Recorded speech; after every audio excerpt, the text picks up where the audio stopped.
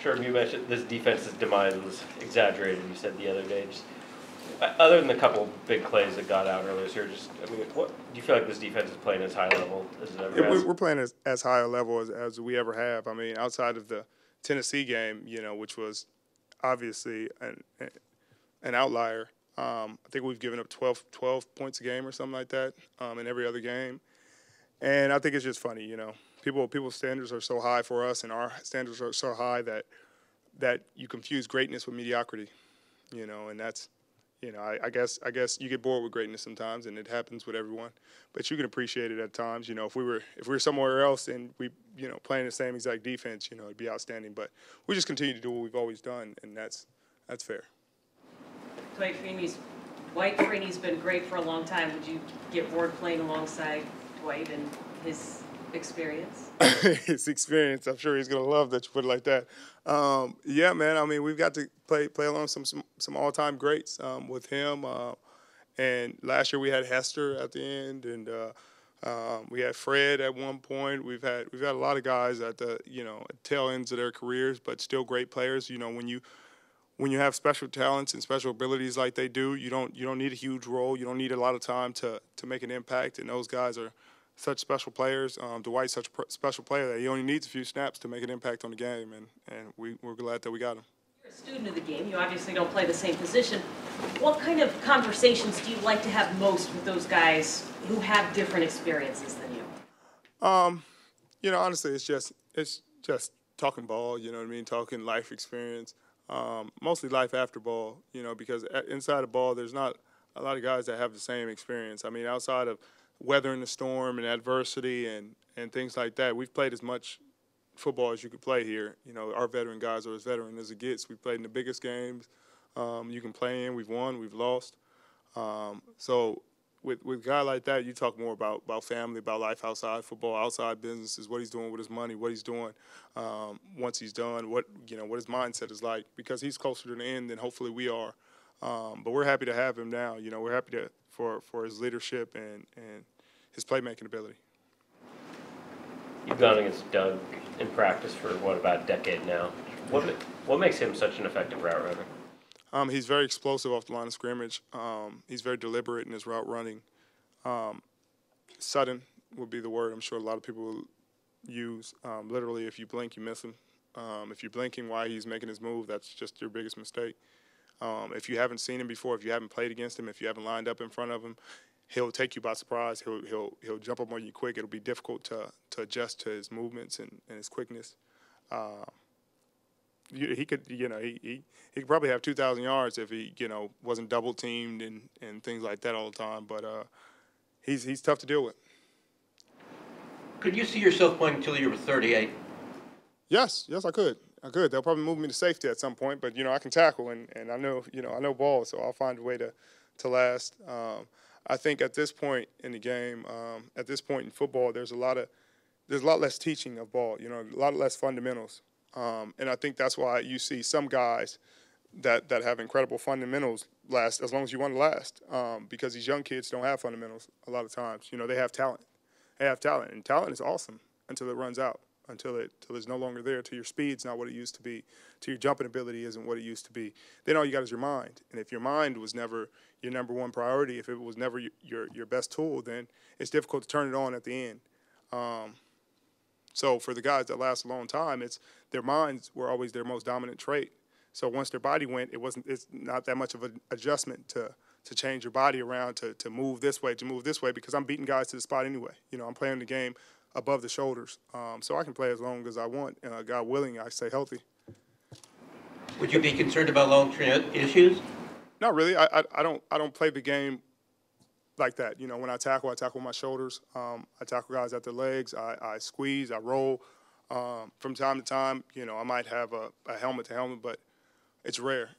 So even when I have big collisions, it's usually shoulder into chest or shoulder to shoulder. So I'm sure that'll wear on me after a while, but that happens. It's life. I'm not worried about necessarily my head, hopefully, being that much of an issue.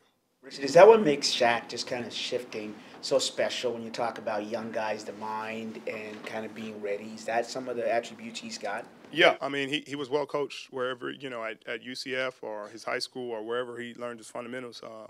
He tackles well. He has courage. He's coachable.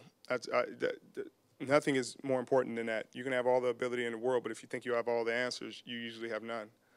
So with a guy like Shaq, who has all the talent in the world, to also be coachable and humble and take coaching and listen to the criticism and take it and put it into action on the field, I think that's what allows him to continue to grow and at the speed that he's growing and see him have the success he's having early on in his career.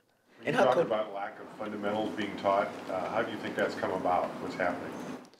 Well, because everybody wants to just get to the end of the road. Nobody wants to work on it. Everybody just assumes you know. It's like getting to college. Certain things your college professors assume you know. Sometimes that's the same thing your coaches assume you know. They assume you know this route concept, how to run it, how to do this. They assume linemen know how to pass set. They assume this guy knows how to shoot his hands. You get to the league, it's even more so. It's not them sitting down there and going through the basics of this is how you backpedal, this is how you put your hands, this is how you do this. It's like, well, you should already know how to do this, so now I'm going to teach you how to run this part of the route, do this, or how to deal with a double team, et cetera, et cetera. So they just move past it. Some people say it's because of lack of OTAs, et cetera, et cetera. It's not. It's not. Ball players are going to be ball players. People who know the game, people who study the game, people who work hard will always have their fundamentals intact because even in the off time, even in the time you're not with coaches, you're still working on your fundamentals. But they're drafting and getting guys who don't work on their fundamentals. And they're like, oh, man, this guy has all this raw ability, and that's all he plays with, his raw ability. One day, guys will realize that you're going to have to start getting the guys who play above the shoulders if you want guys to last longer and be more successful in this league. So you are putting it on the players then to take responsibility for all that. What do coaches do? They coach. So, you got to put some onus on the coaches because your job is literally to coach and teach. As a coach, you're supposed to be a great teacher of things. So, if you're getting paid millions of dollars to teach. You don't think tackling is impacted by the fact you guys don't really do it a whole lot? We don't. I've had weeks and weeks of not putting on shoulder pads until Sunday, and I come out there and don't miss a tackle. I've had, various weeks this year where I didn't either practice Tuesday. I didn't practice Wednesday, Thursday, and barely practice Friday, and didn't miss a tackle in the game, and I played every snap. Played 90 snaps and didn't miss a tackle. You know what I mean?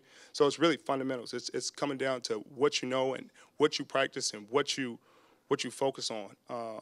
I think it's easy to pinpoint and say, oh man, it's because of this, but I could go to sleep and not do anything until Sunday and come out there and probably not miss a tackle because I know how to play the game. I know the angles you need to take.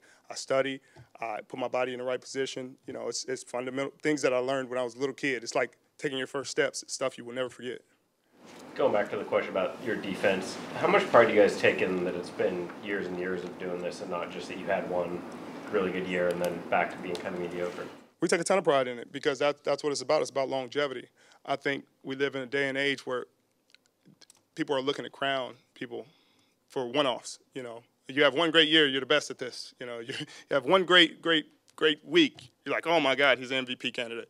It's not about doing it for a long time anymore. It's not about longevity. It's not about the guys who've known to be, be great defenses. It's like, oh, look at this year. They're a great defense. So look at them. They're the greatest defense in the league. It's like, well, what about the guys who've been doing it since 11? You know what I mean?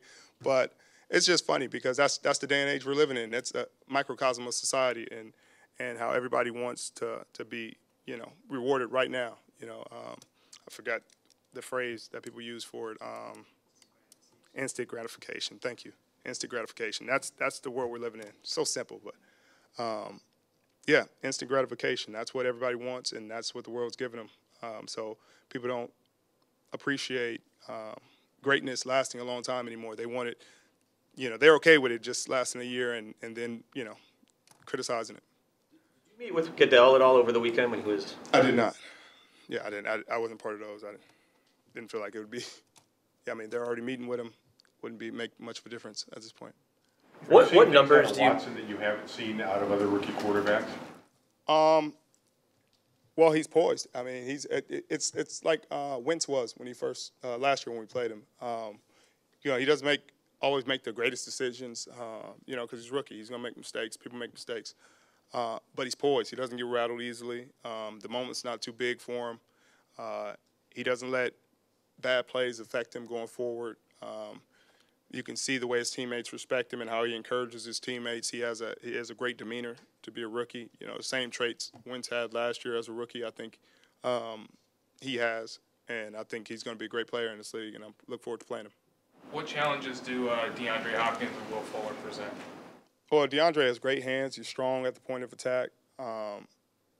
Will Fuller has tremendous speed, and the quarterback has big enough for him to get the ball to him. So you always have to be aware where he is. DeAndre is a big-time third-down threat. So especially on the backside, single receiver side, they're going to look to get him the ball. Back to your defense, what numbers do you pay attention to that maybe aren't the obvious numbers?